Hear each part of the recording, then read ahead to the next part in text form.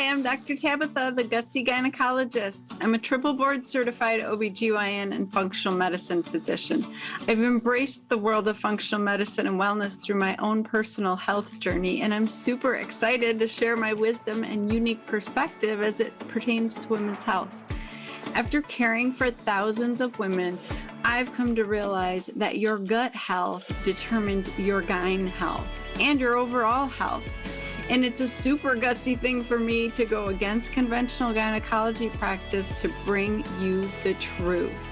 No more Band-Aid medicine, ladies. We're talking root cause resolution on this show. So if you're struggling with hormone imbalance, weight gain, period issues, anxiety, insomnia, you name it, then you've come to the right place. And I want to be your gutsy gynecologist. So welcome. Hey ladies, I'm so excited for my guest today. My great friend Betty Murray is coming on to talk to us. So I've been listening. You guys have been asking for more menopausal stuff, more hormone imbalance stuff. And Betty is a master at tying all of this into gut health. And why does gut health matter? And how does food impact our hormones? So the cool thing is Betty's a nutrition expert. So she has this huge background in understanding food as medicine and how food can heal your body or harm your body. And she went on to get a Ph.D. She has been studying all of this. So it's pretty amazing to listen to all of the research that she's done with the microbiome and our hormones. And I'm like, oh my gosh, this is my jam. This is right up my alley. This is what my ladies need. So I'm really excited for this conversation today. Let me just tell you about Betty. She's a nutrition expert, PhD researcher, certified functional medicine practitioner, and speaker. Betty helps women over 40 harness their hormones to lose weight, optimize sleep, restore energy, and thrive in life. During her research, she made 4 key discoveries that led to hormone and metabolic imbalances that plague women over 40. So restoring balance to these key metabolic and hormone pathways is the basis of her hormone reset program, which is pretty awesome.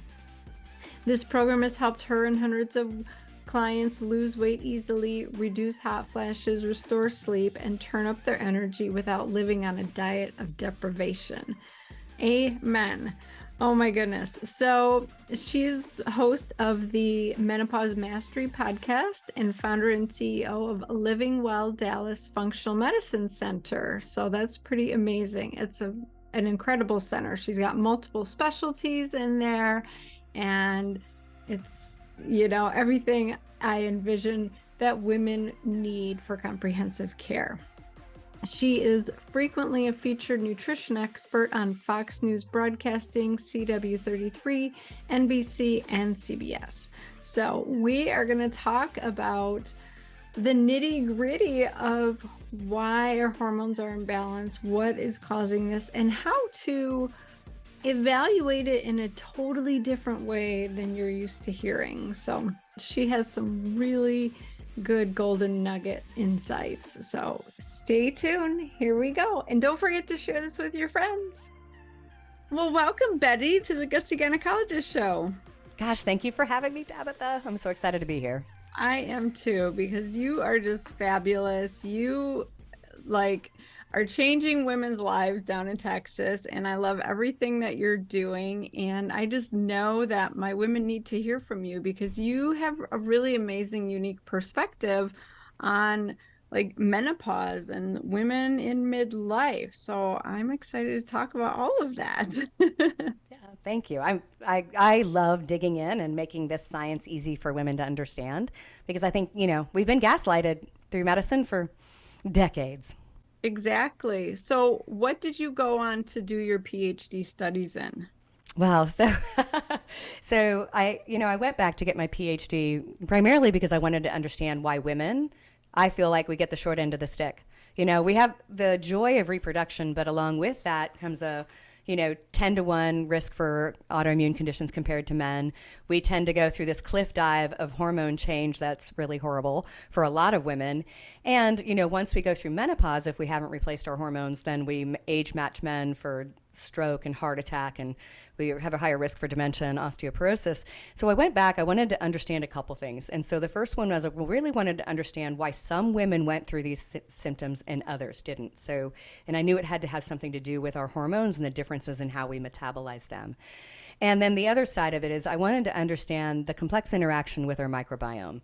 In the last 20 years, we've been able to classify and identify these microbes, and we're also able to start identifying what metabolites and enzymes they make. And so there's a huge interaction effect there, and I had the feeling that there's some pieces there. And so my actual dissertation is looking at the intersection of hormone metabolism, a bacterial enzyme called beta-glucuronidase, and whether there is a difference between women that are reproductive in the level of beta-glucuronidase with IBS, right? So very specifically looking at that because there's just so much interplay. And when I went down that rabbit hole, when I was getting bored of looking at all these microbiome studies, I'd start digging deeper into the metabolism part and deeper into the mitochondrial activity. And I found a bunch of things that just aren't being talked about in the medical community or in the research community. Oh my gosh, I am so excited for this conversation because I love talking about how the microbiome affects our hormones and vice versa. It's so integral. And like you said, nobody's talking about it, especially conventional gynecologists. I will be the first to say I didn't know anything about this. Just, I don't know, 5 or 6, 7 years ago, where time's flying. But I had no idea of that, interaction that was going on. And so that's my mission now, is to help women really understand that their gut has so much to do what's going on with the rest of their body. And I would love for you to just explain to women, basic microbiome, what you want to see, what you don't want to see. And I'm hoping that you tell me my theory is right, that beta-glucuronidase increases in menopausal women as an innate intelligence in our system to reabsorb and reuse our estrogen as a protective effect. Is that right? Because I just have been making that up in my head as I go along, but it just makes sense to me because our bodies are made to be in homeostasis and do whatever's necessary to keep us in balance, right? Oh, absolutely. I'd say the beauty of having gone through a dissertation is I'd say my current dissertation has 285 references in it. So I have read everything and anything there is to do about that. It's obscene. And I have a memory like an elephant, so it's all stuck in here. But, so everybody, just to give a primer, just in case, this is the first time somebody's listened to Dr. Tabitha, because I know this is your content. If you think of your microbiome in your gut as a jungle, inside that jungle, I have lots of animals, and the more diverse my animals are, so I have toucans and snakes and squirrels and all these different things, and the more of all of them, my microbiome is healthier. And, our microbes, for all the messages that our brain sends down to the gut, they have 3 to 4 times as many that they're sending back. And so there's this huge interplay between the gut-brain axis, our immune system, our digestive system. All of them play with the microbiome. And so if our microbiome is out of balance and all you've got are snakes and tarantulas left because you've had antibiotics, or you've been eating a diet that has been starving out the good microbiome, or you were born C-section and all the stuff that I know you talk about, all these things that make that jungle sort of like a rainforest that's been cut down, can lead to your body overgrowing bacteria that make less favorable byproducts. So beta-glucuronidase is an enzyme bacteria makes, and actually our body makes it. So we make it in lymphoid tissues. We make it even in the trabecular bone. It affects actually the active turmeric on anti-inflammatory effects with osteocytes inside the bone. So it's all this weird stuff. So it actually can help, your bones actually either grow bone or not grow bone. So we have it expressed in all these places, but inside the gut, the bacteria make it. And so I believe, if we look at how a lot of research gets done, most of the researchers will go out and they'll try and prove that something's bad. Like your job as a researcher. So this is a primer for everybody that looks at research. Your job as a researcher is to disprove your hypothesis, not approve what you believe. And that is not what gets published today. People go out and they go, I believe this, so therefore I'm going to go prove this. And then you manipulate numbers. I went through statistics. I know how to make something look different than it really is by just changing how it gets read, right? So a lot of the research originally went out and looked at, is beta-glucuronidase bad, right? And so if I have bacteria that are producing a lot of this metabolite, it affects your body's ability to get estrogen compounds that your body is done with from the liver that goes out with the bile and out with the stool, right? So it allows some of those compounds to be recirculated. So the idea being that those estrogen compounds, once they've been used, and think of it as like a used up hanky, or a tissue. If you're done with it, you want to just wrap it up and throw it out. Well, yes, in some cases, if we look at chemotherapy drugs, the efficacy and the toxicity of chemotherapy drugs are driven on the fact of the level of beta-glucuronidase. So in some cases, certain things, too much of that can be problematic. Too much beta-glucuronidase has been associated with colon cancer because it leaves these sort of metabolic hormone byproducts that can change DNA and cause damage inside the intestines. But all of a sudden that was kind of where the research stopped. And it was like, wait a minute. And then I started reading some research on breast cancer. And then all of a sudden, because in my head, I'm like, well, then it must be terrible for breast cancer. But the research doesn't really show that, right? And then it was like, oh. So there is some body of research out there looking. And so if these bugs, a bunch of different bacteria in your gut, can take estrogen compounds and basically take the wrapper off of them so you can't throw them out anymore. What it does is allow them to be recirculated through the liver back into the bloodstream. And the belief is that the microbiome making this acts as a reservoir for estrogenic compounds when the ovaries take a nosedive and cannot function anymore. We gain body fat because body fat can take testosterone through an enzyme called aromatase and make estrone and estrone sulfate. So those two processes act as a reserve to help the body make that really protective estrogen-like compound. It's just not the same as estradiol, which is the compound that we do make when we're fertile. And so you're right. There is some thought that this is actually a reservoir of the body and the microbiome trying to help you with hormones. And so in some cases it may be problematic, and in other cases, it may not be, and it's probably more to do with how much fiber and dietary things and all these other things that we can modify that can reduce those risks. But it does. I would say the research out there isn't clear, but I would say that that's a high probability that it helps produce a little bit of estrogen for us in menopause.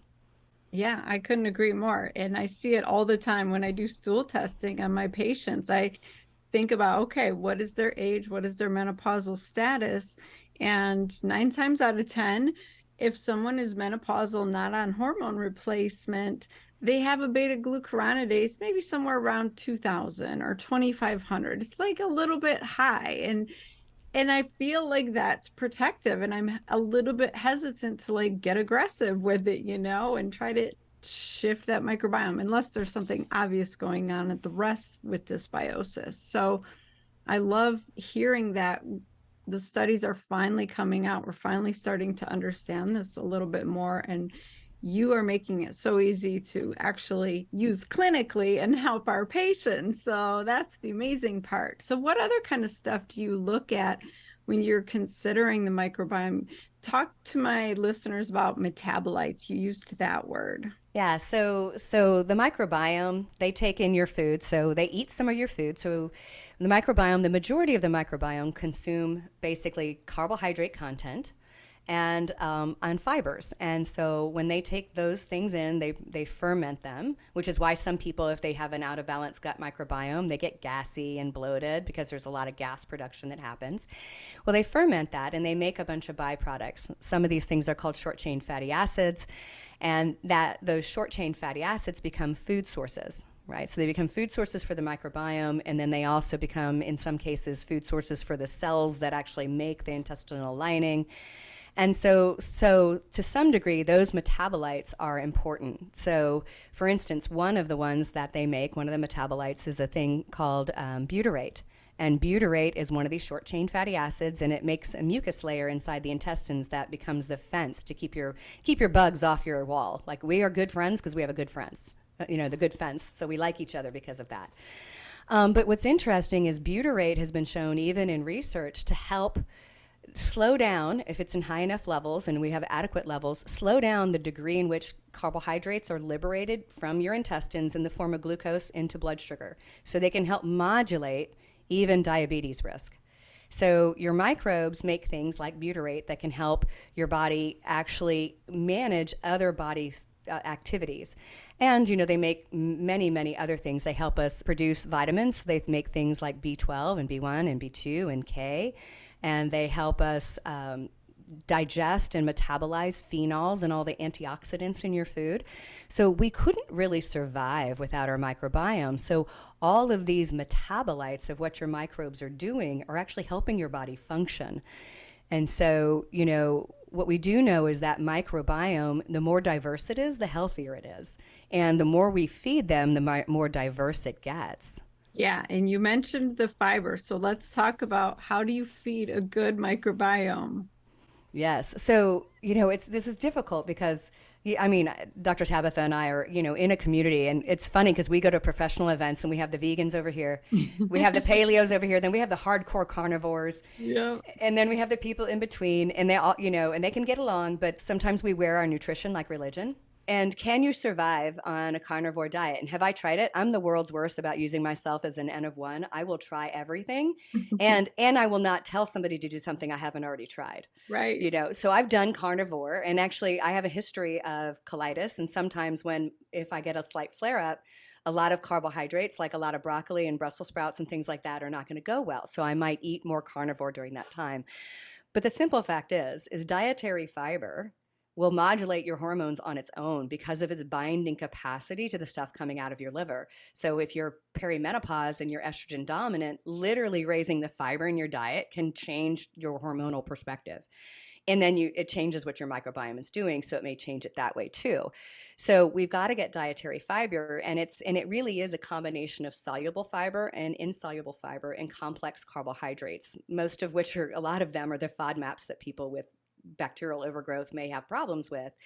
But, we should be getting no less than 35 grams of fiber a day spread out. So if you haven't been getting enough fiber, I wouldn't down that much all at once because you would be uncomfortable.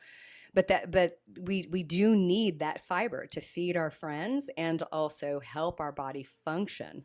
Yeah, without a doubt. And the statistics are like, I think we get 11 to 12 grams of fiber a day as an American. Like, we're super deficient, I've seen it as low as 7. Oh my gosh, I believe it. If you're living at McDonald's, you're never seeing fiber. So let's talk a little more about insoluble versus soluble, because I love that point.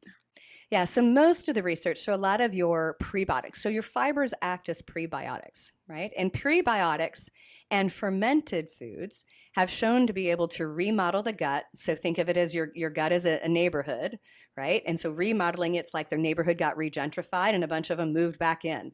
So fiber and fermented foods have shown to remodel the gut better than probiotics. Not that I don't use them, but probiotics have their place, but they don't colonize in a really, really great way. And so when we get soluble fiber, that's the fiber that, like, if you were to mix it up in water, it mixes well, like it doesn't have little floaties in it, right? Insoluble fiber is the fiber that we can't break down, that is going to, be chunky stuff in there. The vast majority of your microbiome really consume your soluble fibers. They do work a little bit with the insoluble fibers, but it's mostly your soluble fibers. And so you can get that obviously in prebiotic supplements, but my preference is to make sure I hit that 35 grams in food source first. And then if we want to add some additional prebiotics, we do that because some prebiotics are better than others. But you get them in things like sweet potato and your vegetable families and your healthy fruits. And even, depending on what somebody's eating, if they're paleo, obviously sweet potato and your starchy tubers and things like that. And if somebody's eating a more Mediterranean diet, your legumes have a lot of your soluble fiber. Even things like chocolate has some, right? So getting that in your food is helpful, and then you can always supplement a little more. Okay, I love that. So you heard it here first. You need fiber for your hormones and for your microbiome. So many important reasons. And you touched on the fact that They help you absorb vitamins and minerals. They help you make vitamins, all those important things. So, say a woman comes to you, she's, on the verge of menopause. What is your favorite way to just get a comprehensive picture of what's happening with this woman? So if I can do all the things that I want to look at, I always, yeah. It's so funny. I did a radio show one time, and they were like, "If you could only do one test, what would you do?" And I was like, "Oh, this is That's probably a gonna." hard one. When I was like, "This is probably gonna freak them out," and I was like, "I'd do a stool test," and they were like, "Oh my god, what?" So, if I could only do one thing, I would do a stool test because I can tell a lot about somebody's health just by the health of the microbiome and all those digestive markers and the inflammation. Mhm. But in a perfect world, I would definitely do the stool test, even if somebody wasn't having digestive symptoms, because a lack of symptoms doesn't mean something's going on. But I would also want to look at two things. I'd want to look at their salivary levels of hormones if I could. And I'd also want to look at their urinary hormones because I can see how you metabolize it. And salivary shows you what's free. So if I look in blood, think your hormones have a taxi cab and they have to drive around and then they have to get out of the taxi cab. When you're looking in blood, you can't tell if they're in the taxi cab or not. So you don't really know how many are really active. But in saliva, I can see the active hormone out marching around. And then in urine, I can also see the active hormone marching around, and I can also see all these metabolites. So when I was talking about how we get rid of estrogen, all the steps it takes that the liver has to go through to get it to the trash can, it sort of gives us that picture. So we can have a really good idea, is somebody in current like perimenopause and their estrogen levels are wildly fluctuating, which is often what's happening, and is their progesterone low, or have they fizzled out completely? Do they have testosterone, or is it that their hormone levels aren't that wild at that step, but they can't get rid of them, so they've got a detox problem, which was a lot of my genetics. That's why I ended up here. I don't get rid of my estrogen well, and being 53 today, I feel better than I did at 35. And I can tell you my 40s was not fun because I felt like I was constantly chasing this hormonal imbalance. And it's Mm. really what drew me back to school. So, that woman that's in that transition, I think it's really important to look at that. And then because I help women, particularly with weight loss, around that sort of resistant situation where they're doing all the right things and it's not working, I'd love to see some metabolic hormones too, insulin and adiponectin and leptin, uric acid levels. I like looking at that because it can also tell me, is there a mitochondrial problem, a powerhouse problem that is now being affected by those hormone changes? Yeah, I think that's a really important point is we want hormones to be the end all be all, but the cells that the hormones are binding to and trying to send signals to, if those cells aren't functioning, you can have hormones all day long and it's not going to work. So I would love for you to unpack that whole mitochondrial cell health thing a little bit more for women because it makes so much sense. Like all of a sudden our hair starts to gray. We start to gain weight in the middle. We're tired. Our brains aren't working anymore. And I don't always see that shift just with hormone balancing. You got to do the deeper work and look at the mitochondria. Yeah, like I said, that was the story for me. I've been in the functional medicine community for 18 years, so I'm an OG, right? And when my hormones went south in my 40s, I went to everybody. I was like, "Help me out." And they just put me on hormones and thyroid, and I was on this sort of rodeo, and they're like, "Well, you got to make sure you're eating the right thing." I'm like, "Okay, I'm low carb. I'm working out. I'm doing hot hit, high protein, low carb, all that stuff." And what I really found in my research was there's a bunch of mechanisms. So your mitochondria is your powerhouse inside the cell, but it also produces things. So it's not just a powerhouse, but we'll stick with that portion of what it does today. And, nobody was really looking at, does estrogen do much to the powerhouse directly? Because there are estrogen receptors on the powerhouse, and estrogen is actually produced inside the mitochondria and inside the ovaries. So there is, there is a target of estrogen on mitochondria. So the first thing that I noticed, and I noticed it clinically, and it was based on Rick Johnson's work looking at uric acid. And so when I read his book called The Fat Switch, I was like, okay, that's huge. And I'll explain that in a minute. And then I started looking back at my menopausal women and looking at the uric acid level. And lo and behold, they may not have the high level that you would expect with gout, because uric acid being high causes gout, but it was elevated. And I started looking at it, and lo and behold, we know that when women go through menopause, uric acid is elevated. It's part of the mechanism. Well, uric acid, when it's high inside the cell, acts as a danger response. It's actually the hibernation response. So The mechanism inside the cell that basically turns that powerhouse down and slows it is the rise of uric acid. And so think of that as a switch that goes on and on. And animals that hibernate, they eat things that turn that switch on, that then, and it's controlled. It's genetically controlled, and all of a sudden they gain weight so they can hibernate through the winter. So we have a bear metabolism. So when I was looking at that, it was like, oh, there's an estrogen target on the mitochondria. Uric acid climbs up, so there's got to be an interrelationship. It may not be causative, but correlative with this increase in uric acid that then tells your powerhouse to run at half speed, right? So the rise in uric acid in a woman means the mitochondria are going to slow down. There's also, so our muscles are the biggest places that we need to burn fuel, right? So glucose or fat. So if we're sedentary or our muscles are insulin resistant, and they are the first ones to be insulin resistant, we won't burn it efficiently. And there's a transporter in the cell. So think of it, we have insulin brings glucose. So think of that as the guy that opens the door and pushes glucose through the door. We have a transporter in your muscle cells called GLUT4. So think of this as it's like chutes and ladders. It's like a little slow slide that sort of slides up to the mitochondria, but it's not an active transport. So it's sort of like barely tilted, right? So it's not like a really steep slide that you get to slide really quickly. Well, that transport, think of it as that somebody just balanced that slide out so it has no pitch anymore. So that GLUT4 transporter doesn't really work in women as we go through menopause. Estrogen stimulates it. So all of a sudden, you have probably natural insulin resistant, because 88% of us are estimated in the United States to be insulin resistant. And then the non-active sort of let it sort of slide downhill transport doesn't work in women. And then our powerhouse is running at half speed. So all of a sudden, your mitochondria are getting messed up from multiple areas. So you could be doing HIIT and low carb, high protein, and, working yourself to death, and just the mechanisms inside the cell may not be functioning properly. Oh, I see it all the time, and I find that women, we think that if we just do it harder, do it to 150%, that we're going to shift things, when I feel like we're just driving things further into dysfunction, aren't we? Oh, absolutely. I think, if I look at, I have all these core tenets of my sort of hormone reset program, but I tell my women right now, if you aren't sleeping and it isn't quality, and if you don't have that stress chemistry under control, I can't help. Like, we have to get that dialed in. Doing more will not help. And I am naturally wired to be a human doing more. So this is my own personal experience. I protect my sleep like nobody's business. I don't care what's going on. My sleep comes first. And I had to cut back on a lot of stuff. I had to cut back on the level of exercise and the high intensity and things like that, because I was just, more was not better. It was making it worse.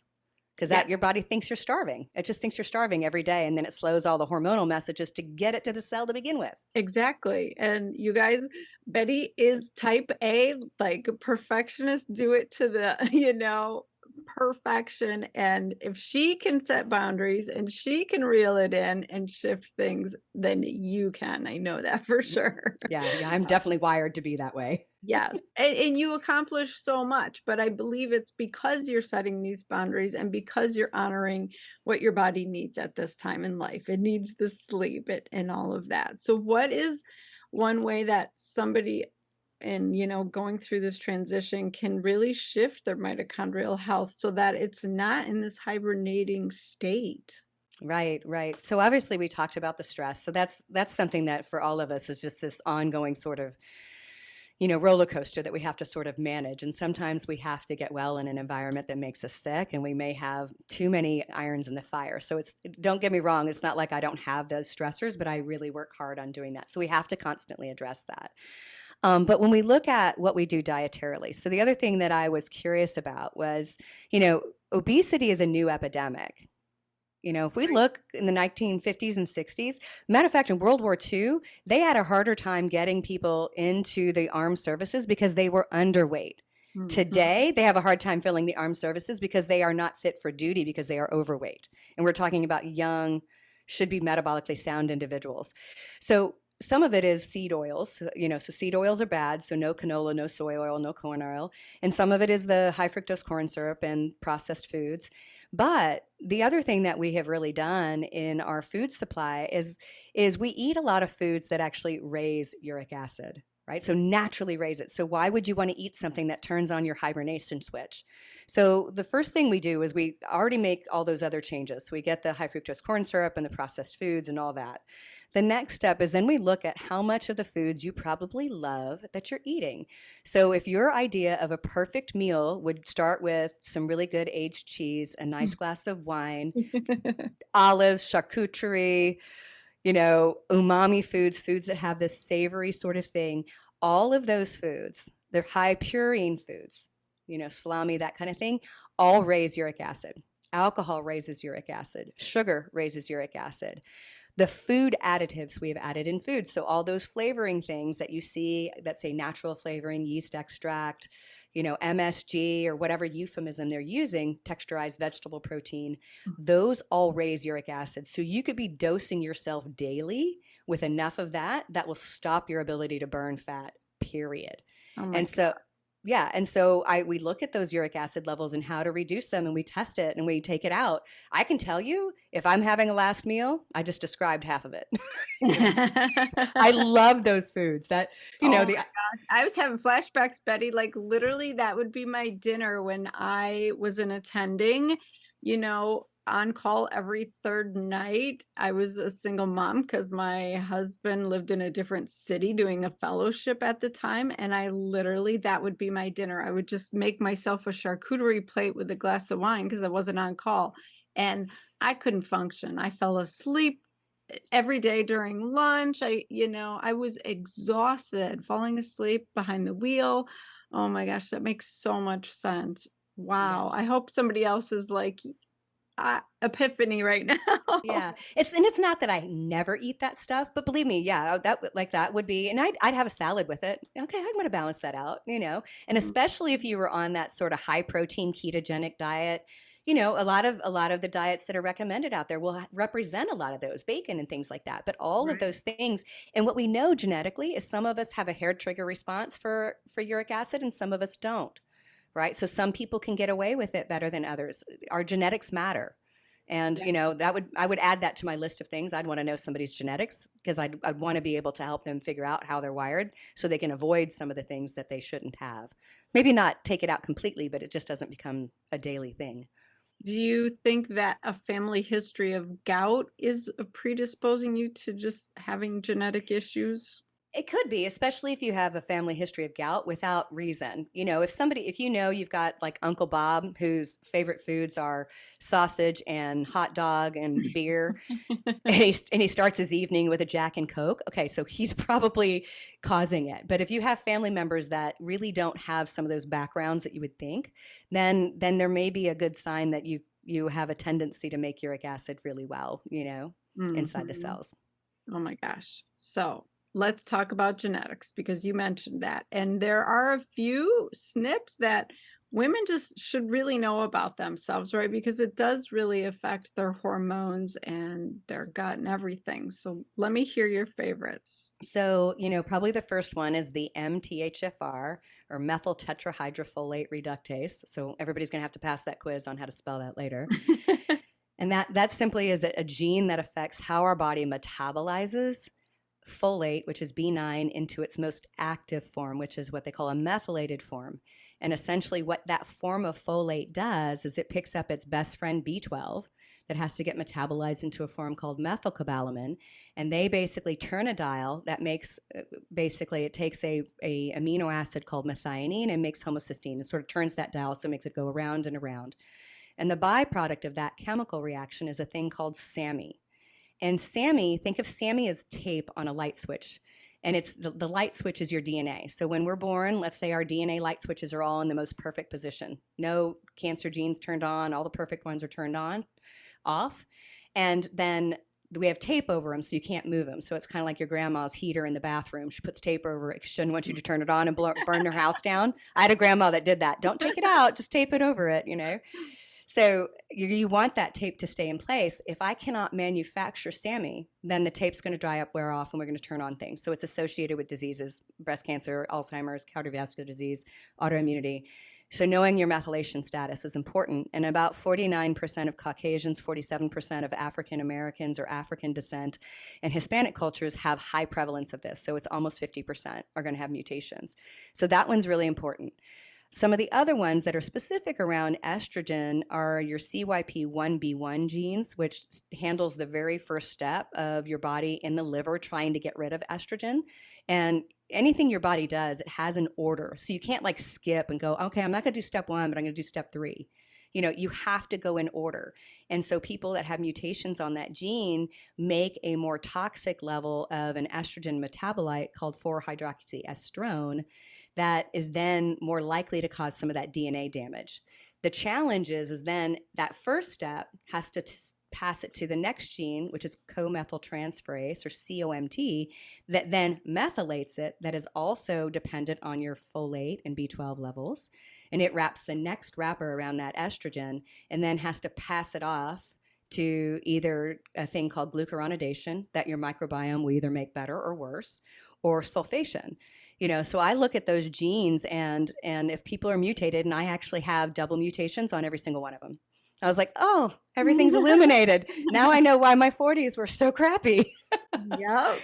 You know, and you can see that in urine tests. But, you know, what that ultimately does is it affects how you get rid of your estrogens. It's also responsible for getting rid of your catecholamines, so cortisol, dopamine, norepinephrine, and epinephrine.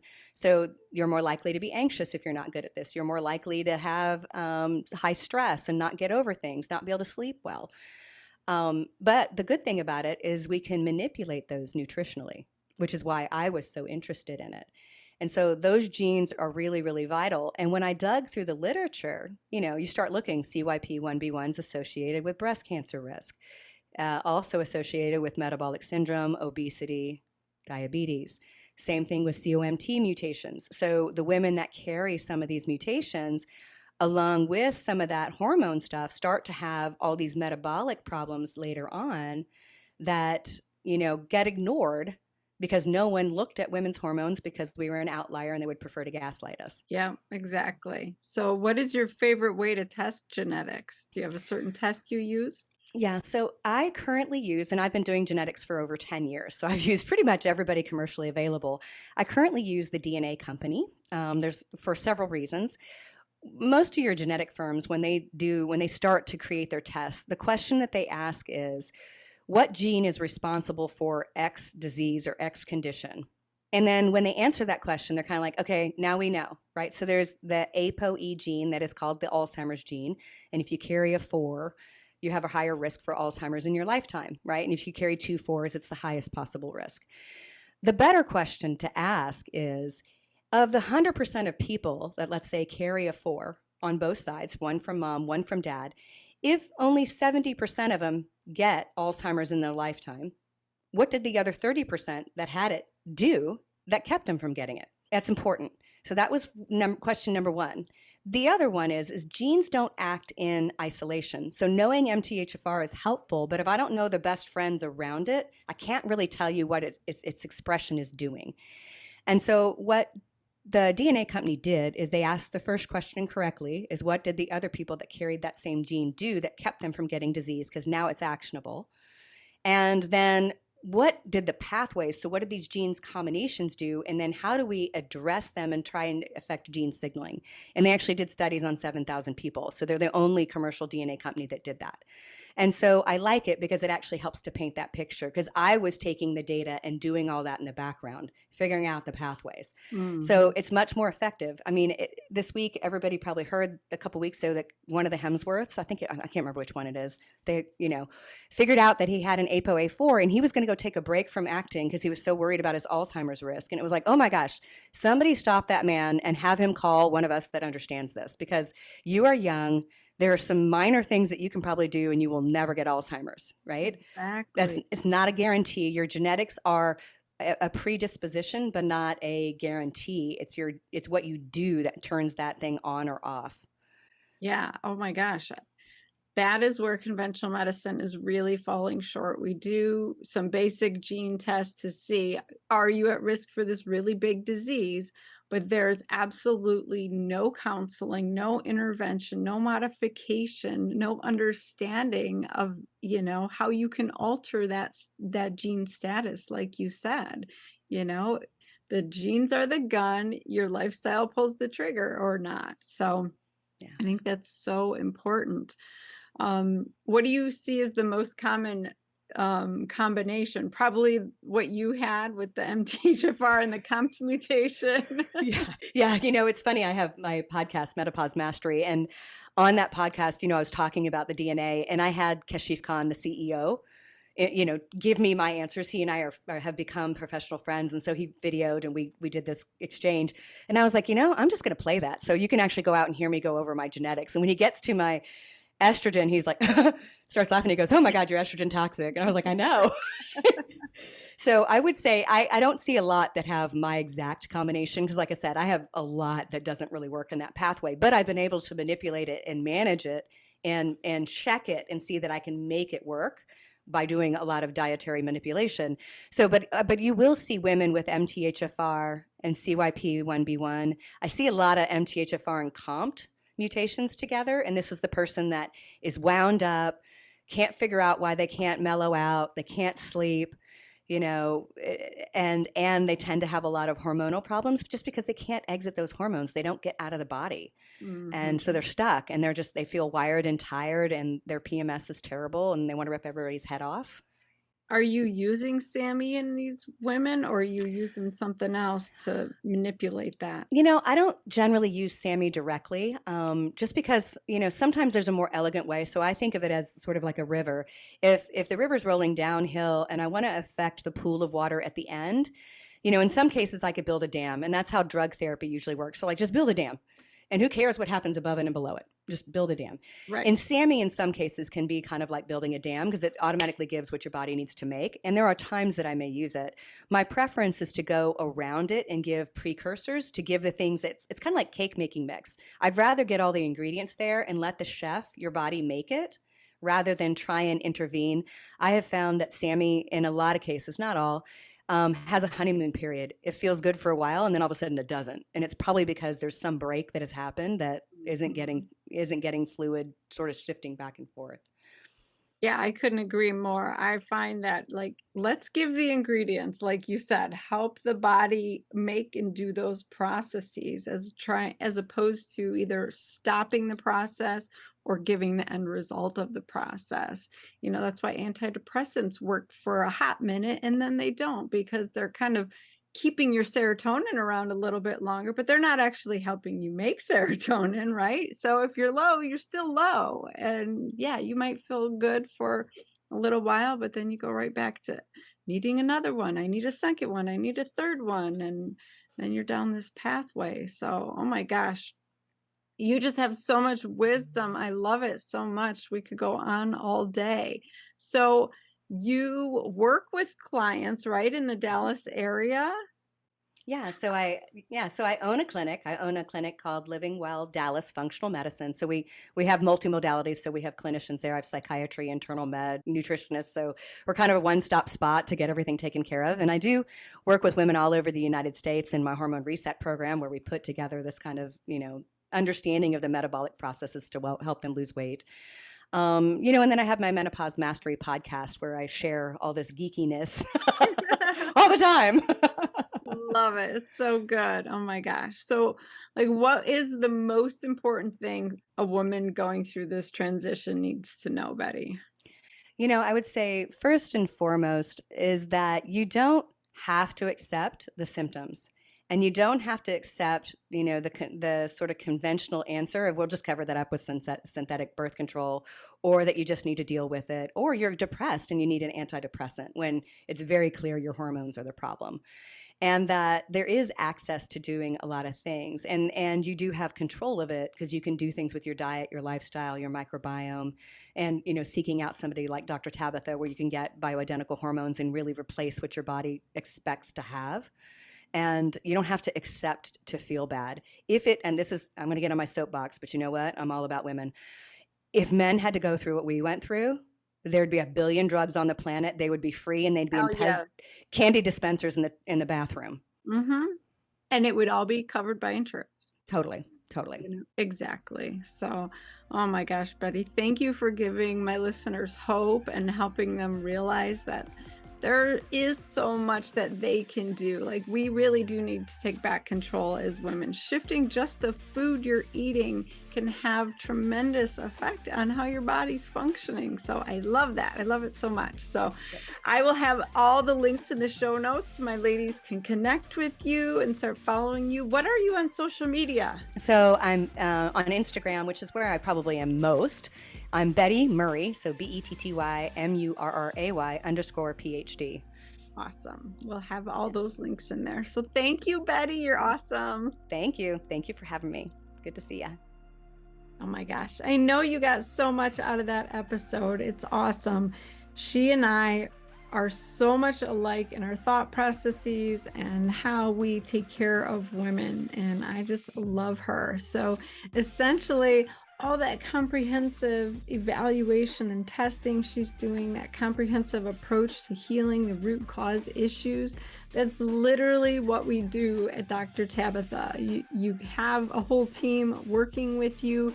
You can do the Healthy Her program, which is comprehensive stool testing, food sensitivity testing, hormone and adrenal testing with the Dutch Plus test. You can also get hair tissue mineral analysis to see if you have heavy metal burden or mineral imbalances, which often drive hormone issues, thyroid issues, adrenal issues. We look at your blood sugar and your insulin, and we turn over all the pieces of the puzzle, right? So that you can get the full picture of what is going on with your health or lack thereof, because I liken it to whack-a-mole. So when I was a conventional gynecologist, I would focus on the one thing, in the gynecology spectrum, like heavy periods. And I didn't pay attention to the gut or your moods or anything else going on in the other systems. And so I would potentially get the hormones better, and it's like hitting the whack-a-mole. Then something else pops up. Then you realize your thyroid is struggling, or you have gut issues, and you go to the gastroenterologist and they work on that, and you fix that one thing, and then it pops in next. So it really is so important to take care of all those moles and whack them all, right? For lack of a better analogy, you have to turn over all the pieces, because if you don't see the full picture, the picture actually can look like something different if you have missing pieces. So I love doing the Healthy Her program with my patients. It's been life-changing for my patients, but also for me, because I actually feel like I'm making such a difference now. Whereas before, when I would just give birth control pills or do a surgery, it didn't feel like I was actually helping women heal and like moving the needle and giving them their health back. And now I can say that. Now I can say, wow, I'm actually helping women have amazing lives. They feel like themselves again and can get rid of all those symptoms, but you do it by healing the root cause issues, right? So that there's no more whack-a-mole.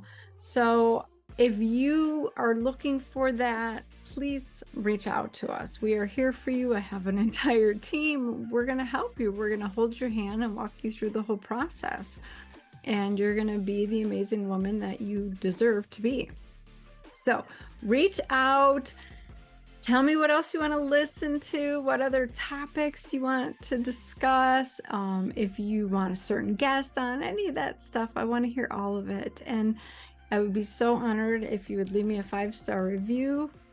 That lets iTunes know that you guys care about this stuff. Tell iTunes, like, we as women care about our hormones and our bodies and being healthy.